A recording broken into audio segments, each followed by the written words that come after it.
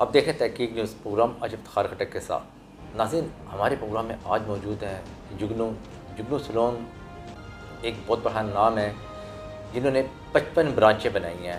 جگنو صاحب آپ کو اپنے پروگرام تحقیق نیوز پہ خوش آمدید کہتے ہیں، بتائیں یہاں تک کا سفر کیسے آپ نے کاٹا؟ السلام علیکم جی، میں جگنو آپ کے ساتھ اور فیشن کے ساتھ آپ کے ساتھ لوگوں کو بتانا چاہتا ہوں کہ میرا یہ سفر 18 سال سے ہے، 18 سے 20 سال سے ہے، جو کہ میں آپ لوگوں کی خدمت کر رہا ہوں فیشن کے حوالے سے، فیشن انڈسٹری کے حوالے سے۔ تو میرا یہ سفر 18 سال سے ہے۔ بیسیکلی میں لاہور سے بلانگ کرتا ہوں، جو کہ فیشن کا گھر ہے۔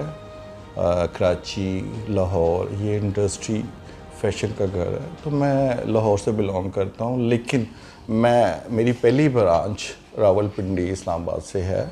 اس کے بعد میری آل اوور پاکستان 55 برانچز ہیں، جو کہ میں 18-20 سال سے رن کر رہا ہوں۔ آج ہم راول پنڈی جگنو صاحب کے مین برانچ میں موجود ہیں۔ جگنو صاحب اب یہ بتائیں کہ پہلی کس کو آپ نے تیار کیا تھا؟ کسی فلم میں بھی کس کو تیار کیا تھا؟ فلم میں تو بات کی بات ہے، پہلے تو انسان گھر والوں کو تیار کرتا ہے، کیونکہ یہ میں کسی ادارے سے سیکھا نہیں، یہ گاڈ گفٹڈ ٹیلنٹ ہے میرا۔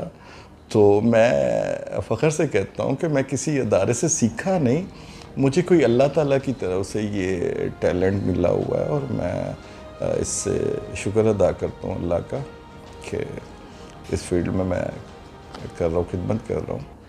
زیادہ لوگ تو جگنو صاحب آپ سے تیار ہونا چاہتے ہوں گے، جتنی برائڈ وغیرہ آتی ہوں گی، کیونکہ آپ ایک نام ہے، ایک برانڈ ہے، لوگ آپ سے تیار ہونا چاہتے ہیں، کیا کہتے ہیں اس بارے میں آپ؟ جی میں 18 سال سے برائڈس کو تیار کر رہا ہوں، تو خدمت کر رہا ہوں لوگوں کی، برائڈس کو تیار کر رہا ہوں، لیکن جیسے جیسے برانچز زیادہ ہوتی جا رہی ہیں، مطلب کہ کام زیادہ ہو رہا ہے برائڈس، تو میں اپنے مین برانچ میں اور ایک دو برانچز میں جو میری قریب کی برانچز ہیں، جیسے F7 برانچ ہے، پنڈی ہیڈ آفس ہے، لاہور برانچ ہے، جہلم برانچ ہے، تو میں اپنی قریب کی برانچز میں فیصل آباد برانچ ہے ابھی، تو قریب کی برانچز میں جانا پسند کرتا ہوں، وہاں پہ کام کرنا پسند کرتا ہوں، نئے فیشن کو انٹروڈیوس کروانا پسند کرتا ہوں۔ تو بس یہی کچھ ہے، ملا کی دور مسجد تک۔ کبھی بھابھی کو بھی آپ نے تیار کیا ہے، ایسا موقع آیا ہو؟ نہیں جی، یہ آؤٹ آف ریکارڈ کوئی سین ایسا نہیں ہے۔ جگنو صاحب یہ بتائیں کہ جتنی برانچیں آپ نے بنائی ہیں، یہ آپ نے اپنی انویسٹمنٹ کی ہے یا پارٹنرشپ کی ہے؟ اگر پارٹنرشپ کی ہے تو آپ کے پارٹنرشپ کا طریقہ کار کیا ہے؟ اصل میں جگنوز بیوٹی سیلون ایک رجسٹر شدہ ادارہ ہے، جس میں ہم لوگ اپنے پارٹنرز کے ساتھ لیگل ایگریمنٹ کرتے ہیں، اس میں کوئی ہماری لیگل شرائط ہوتی ہیں، ایگریمنٹس ہوتے ہیں۔ تو کچھ برانچز میں ہمارے انویسٹمنٹ اپنی ہوتی ہے، کچھ برانچز میں ہمارے پارٹنرز کی انویسٹمنٹ ہے۔ تو الحمدللہ میں اپنے پارٹنرز کے ساتھ کافی خوش ہوں، پارٹنرز میرے ساتھ کافی خوش ہیں، کیونکہ ہمارے جو ایگریمنٹس ہوتے ہیں وہ لیگلی ہوتے ہیں۔ جگنو صاحب یہ بتائیں کہ کچھ ایسے کیس ہیں کہ جو عدالتوں میں ہیں یا آپ کے خلاف درخواستیں دی جائیں، کیا آپ کی ساکھ کو خراب کیا جائے؟ ان میں حقیقت کیا ہے؟ کیا آپ بتانا چاہتے ہیں اس بارے میں؟ دیکھیں جی، جب اللہ تعالیٰ شہرت دیتا ہے، آپ کو کاروبار وسیع دیتا ہے، تو آپ کے ارد گرد بہت سی رومرز نکلتی ہیں، تو میرا خیال ہے کہ یہ سب رومرز ہیں، کوئی لیگلی ایویڈنس نہیں ہے کسی کے پاس کہ کوئی مجھے ایگریمنٹ میرے لیگل ایڈوائزر کے بغیر کوئی دکھائے، تو اس میں کچھ دیکھتا ہوں کہ کیا ہوتا ہے کیا نہیں۔ یہ جو ایگریمنٹ وغیرہ کرتے ہیں یہ آپ خود کرتے ہیں؟ جی جگنو میرا ہی نام ہے، محمد صابر عرف جگنو میرا ہی نام ہے، تو اس میں ایگریمنٹ میں محمد صابر خان عرف جگنو میں ہی ہوں، ایگریمنٹ میں سائن میرے ہوتے ہیں، لیگل ایڈوائزر کی نگرانی میں ان کے ہوتے ہوئے سائن میرے ہی ہوتے ہیں۔ جگنو صاحب یہ بتائیں کہ آپ نے پاکستان میں برانچ بنائی، کیا پاکستان سے باہر بھی کبھی سوچے برانچ بنانے کا؟ جی بہت سی آفرز ہیں مجھے، پاکستان سے باہر برانچز بنانے کی آفرز ہیں، لیکن میں پہلے اپنے ملک کے لیے، پاکستان کے لیے کام کرنا چاہتا ہوں۔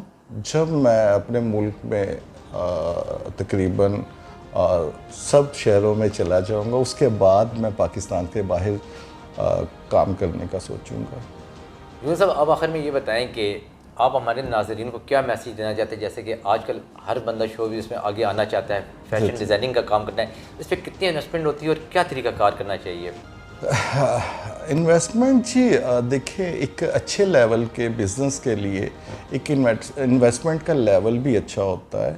ہمارے ساتھ بہت سے اچھے لوگ جو کہ کہہ لیں کہ بہت اچھے بزنس مین ہوتے ہیں یا بہت اچھے اداروں سے ہوتے ہیں, بہت ہائی پوسٹ پہ ہوتے ہیں, ان کی مسز وائف اس فیلڈ میں آنا چاہتی ہیں, بعض لوگوں کی بہنیں اس فیلڈ میں آنا چاہتی ہیں, بعض لوگوں کی بیٹیاں اس فیلڈ میں آنا چاہتی ہیں, بیویاں اس فیلڈ میں آنا چاہتی ہیں. تو وہ لوگ پھر اس فیلڈ میں ایک اچھی انویسٹمنٹ بھی کرواتے ہیں اور اچھا اس میں اسکوپ بھی ہے منافع کے لحاظ سے. اچھا, میں ایک چیز بہت مس کرتا ہوں کیونکہ لوگ میرے سے پوچھتے ہیں کہ جگنو بھائی آپ نے کسی جگہ سے سیکھا ہے؟ تو میں اس لائن پہ, اس سینٹنس پہ میں بہت غور کرتا ہوں کہ میں نے کسی سے نہیں سیکھا, لیکن شاید کسی کو میرے سے سیکھنے کی ضرورت ہے. تو میں ان لوگوں کی, بے روزگار بچیوں کی یا بے روزگار گھرانوں کی بچیوں کو یا فیملیز کو سکھاتا ہوں جو کہ شاید اس فیس دینے کے قابل نہ ہو, لیکن الحمدللہ میں ان بچیوں کو سکھا کے اپنی برانچز کے اندر انہیں جاب دیتا ہوں, انہیں روزگار مہیا کرتا ہوں. تو یہ میرے لیے بہت بلیسنگ والی بات ہے. یونس صاحب یہ بتائیں کہ آپ کی آج تک کتنی شاگرد آئی ہیں؟ ایسا کوئی شاگرد جس سے دل پہ دل دکھایا ہو اور آپ کچھ کہہ بھی نہ سکے ہو؟ نہیں, میرے شاگرد بڑی اوبیڈینٹ, بڑے اچھے بچے, بڑی اچھی فیملی سے لوگ, بڑے اچھے بچے جو اوبیڈینٹ ہے, بچے اوبیڈینٹ بچے آتے ہیں اور بڑی اچھی فیملی سے. کوئی بینکر آ رہا ہے, کسی نے MBA کیا ہوا ہے, کوئی بچی اچھی پڑھی لکھی آ رہی ہے. مطلب کہ بہت اچھے میرے شاگرد ہیں. میں نام نہیں لوں گا, لیکن میری خیر سبھی عزت کرتے ہیں اور سبھی میرے سے سیکھ کے ہر پہلو, ہر موڑ پہ, ہر لمحہ تو لمحہ سیکھتے ہیں میرے سے. یونس صاحب یہ بتائیں کہ 55 آپ نے بتایا کہ برانچیں ہیں, ان سب برانچوں کو آپ خود مانیٹر کرتے ہو اور آپ کس طرح اس کو دیکھتے ہیں؟ ان کا حساب کتاب, ان کی تنخواہیں وغیرہ کس طرح حساب؟ اصل میں میرے مینیجرز بیٹھے ہوئے ہیں. مینیجر سے پہلے میں اور میرا چھوٹا بھائی تھا. اس کے بعد میں نے دوسرا بھائی جو UK سے پڑھ کے آیا تھا. جب ہم لوگ 3 بھائی اس فیلڈ میں آئے, پھر میں نے اپنی پوری فیملی, بہن بھائیوں کو مینجمنٹ میں انوالو کر لیا. اپنی بہنوں کو میک اپ سکھایا, انہیں اس فیلڈ میں لے کر آیا. دین میں نے اپنے شاگردوں کو سکھایا. اور یہ کوئی میں اکیلے کام تو سٹارٹ کیا تھا, لیکن اس میں میرے بھائیوں کی بڑی ہیلپ تھی. مہتاب صابر, آفتاب صابر, ان کی بڑی ہیلپ تھی. اس کے بعد میری بہنوں کی بڑی ہیلپ ہوئی, مجھے سپورٹ ملی بہنوں کو.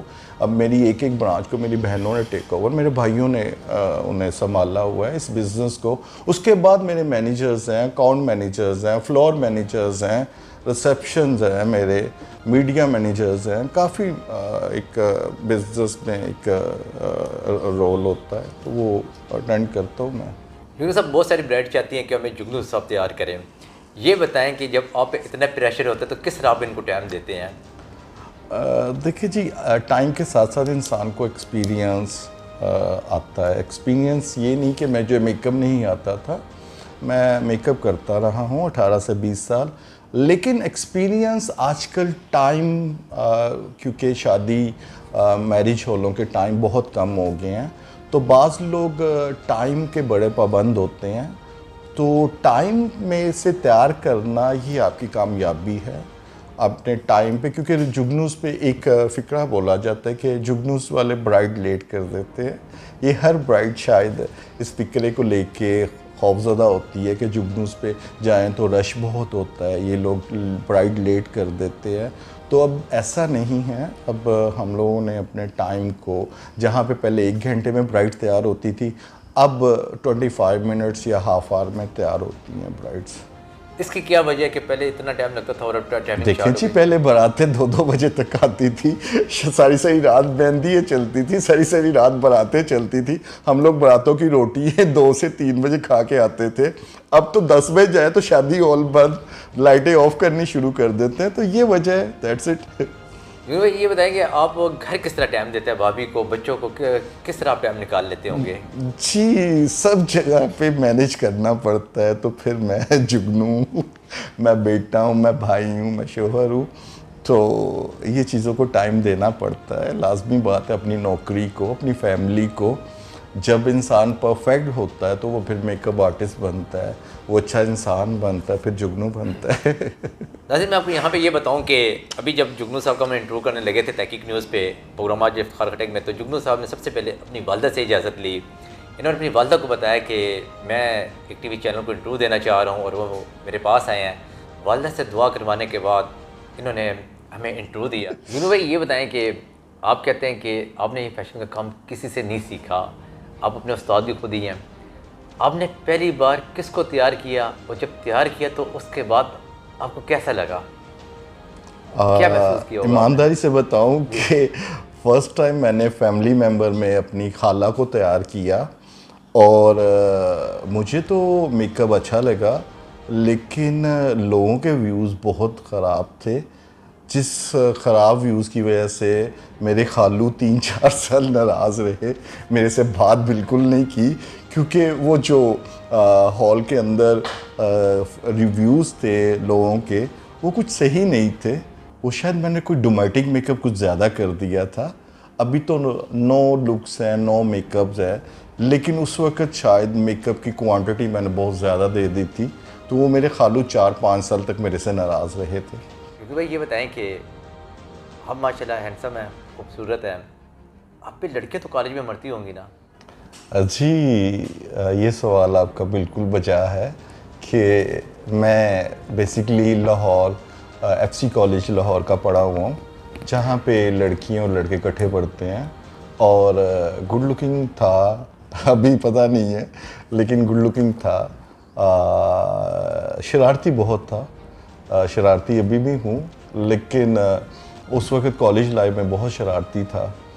بہت کہہ لیں کہ افیئر چلاتا تھا، مذاق کرتا تھا. تو یہ چیز وقت کے ساتھ ساتھ چلتی ہے. تو اس فیلڈ میں جیسے آنے سے پہلے میں اگر اس فیلڈ میں نہ ہوتا تو میں اپنے آپ کو، اپنی بیوٹی کو، اپنے آپ کو جس فیلڈ میں فٹ کرتا تھا وہ کمرشل پائلٹ کی فیلڈ میں فٹ کرتا تھا. میں کہتا تھا اچھی وردی پہنی ہو، وائٹ یہ گلاسز، یہ ٹوپی پہنی ہو میں نے، اور جہاز اڑا رہا ہوں. تو اب جہاز نہیں ہے، ریسیپشن میں بیٹھا ہوں، میک اپ کر رہا ہوتا ہوں. تو پھر بھی میں خوش ہوں الحمدللہ. جگنو بھائی یہ بتائیں کہ آپ کی شادی لو میرج ہے یا ارینج میرج؟ لو پلس ارینج، کیونکہ پسند کی ہے. پہلے پسند تھی، پھر ابا اماں سے پرمیشن لی کہ بڑی اچھی سلجھی ہوئی لڑکی ہے اور family back ground, first Pakistan lady of senator Sumaiya فتح کی بیٹی ہیں، صوفیہ فتح. تو میری مدر ان لا ہیں. تو ارینج پلس پسند دونوں کہہ سکتے ہیں، لو میرج بھی کہہ سکتے ہیں، ارینج میرج بھی کہہ سکتے ہیں. یہ بتائیں کہ برائڈ وغیرہ زیادہ تر لڑکیاں بھی آپ سے تیار ہونا چاہتی ہیں، اور آپ کے ارد گرد جس طرح ہوتی ہیں کہ کبھی بھابھی نے غصہ کیا ہے، کھانا نہ دیا ہو؟ یہ آف ریکارڈ مار بھی پڑتی ہے، یہ آف ریکارڈ ہوتا ہے. لیکن یہ ہے کہ بھابھی کو اتنا پتہ ہوتا ہے کہ یہ میک اپ جیسے ڈاکٹر آپریٹ کرتے ہیں تو وہ صرف اپنا فوکس آپریٹ پہ رکھتے ہیں، آپریشن پہ رکھتے ہیں، نہ کہ میل فیمیل. صاحب بہت مہربانی، آپ سے دوبارہ ملاقات ہوگی. فی امان اللہ. تھینک یو جی، اللہ حافظ.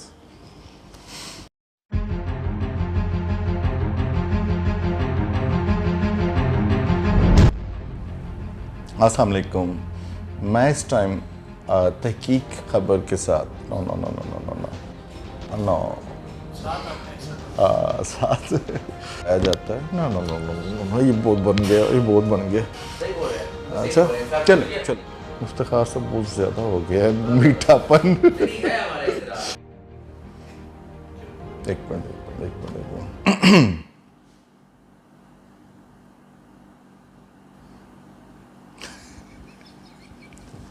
نہیں بن کے نہیں بولا جاتا.